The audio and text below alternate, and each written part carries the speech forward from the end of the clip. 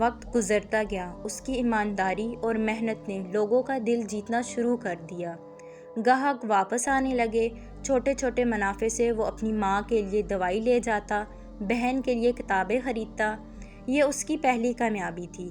اسے محسوس ہوا کہ خواب حقیقت میں بدل سکتے ہیں، بس شرط یہ ہے کہ انسان ہار نہ مانے۔ ایک دن وہ اسٹال پر بیٹھا سوچ رہا تھا کہ یہ سب کتنا مشکل ہے۔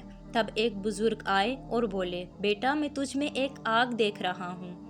یاد رکھو، جو خواب بڑے ہوتے ہیں ان کے لیے قربانیاں بھی بڑی دینی پڑتی ہیں۔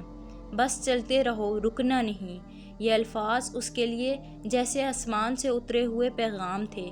اس نے فیصلہ کیا کہ اب وہ صرف زندہ رہنے کے لیے نہیں بلکہ کچھ بڑا کرنے کے لیے محنت کرے گا۔ وہ دن رات پڑھتا، سیکھتا، لوگوں سے ملتا۔ اس نے بزنس کے طریقے سیکھے، محنت کے نئے نئے انداز اپنائے۔ آہستہ آہستہ اس کا چھوٹا سا اسٹال دکان میں بدل گیا۔ وہ دکان ایک دن چھوٹی سی کمپنی میں